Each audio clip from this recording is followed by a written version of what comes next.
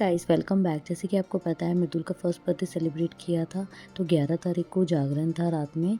तो पहली झांकी जो आई थी वो गणेश जी की थी। बहुत ही सुंदर स्टोरी के साथ साथ वो झांकियाँ निकाल रहे थे।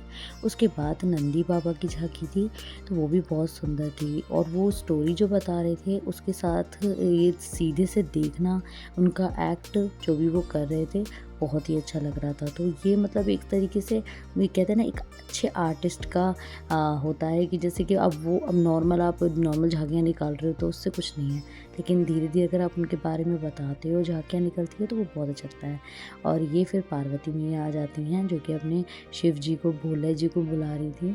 तो उसके बाद उनके बाद भोले जी की एंट्री होगी, उसकी भी स्टोरी इन्होंने सुनाई थी। मतलब झांकियों के साथ साथ इतनी प्यारी प्यारी चीज़ें सुनने समझने को मिल रही थी कि मैं क्या बताऊँ।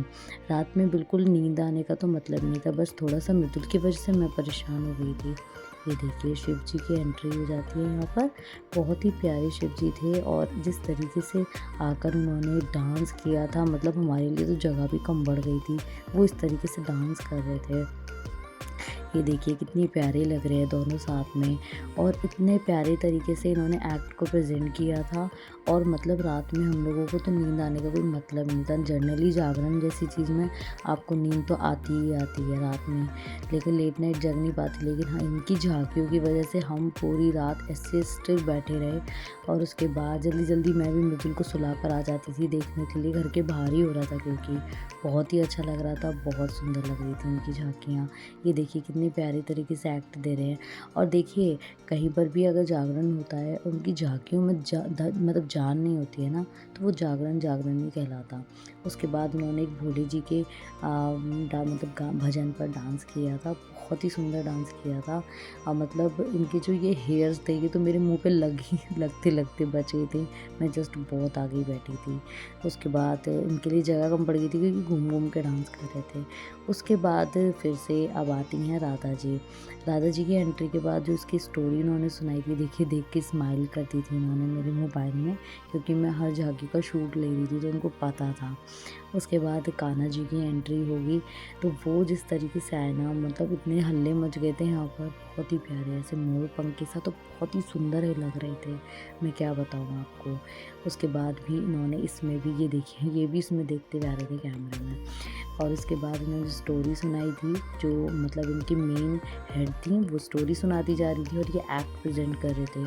तो जो भी झांकियाँ रहती हैं ना वो यहाँ का ये मतलब कल्चर है यहाँ का, एमपी का, मध्य प्रदेश का, ग्वालियर में, कि जो भी झांकियाँ निकलती है उसके बारे में बताते हैं और उसके बाद ही ये लोग उसको एक्ट प्रेजेंट करते हैं। ये देखिए कितने प्यारे तरीके से कर रहे हैं। मुझे तो बहुत अच्छा लगा था देखने में।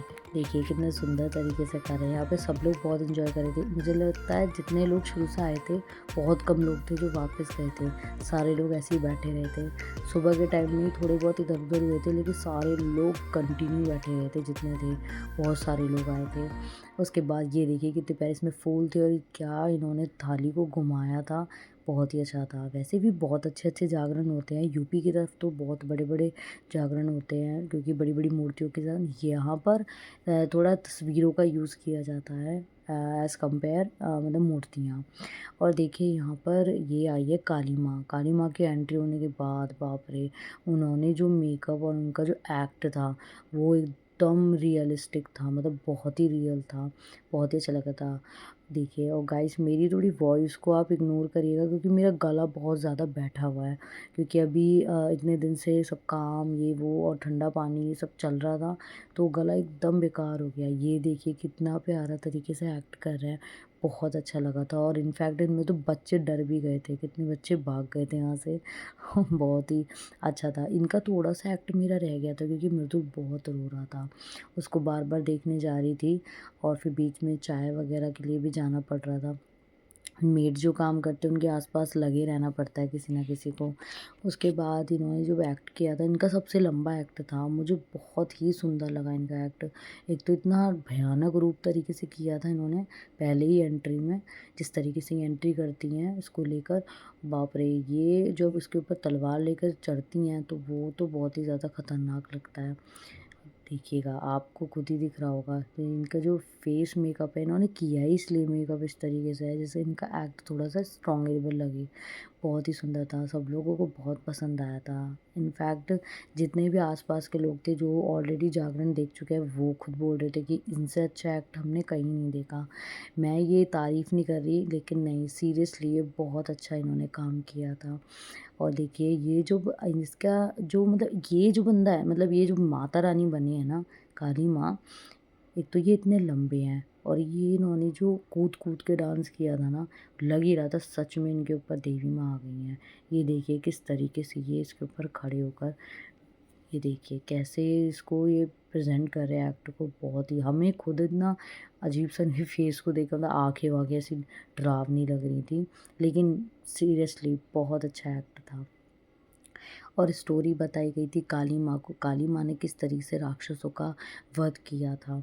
मतलब उसको स्टोरी सुनने के बाद तो मतलब ऐसा लग गया था कि बहुत ही ज़्यादा, मतलब अंदर से ऐसा लग रहा था कि वह माँ ने, मतलब देवी माँ ने कितने ज़्यादा चीज़ें करी हैं, मतलब राक्षसों से बचाया है और कितना कुछ किया है।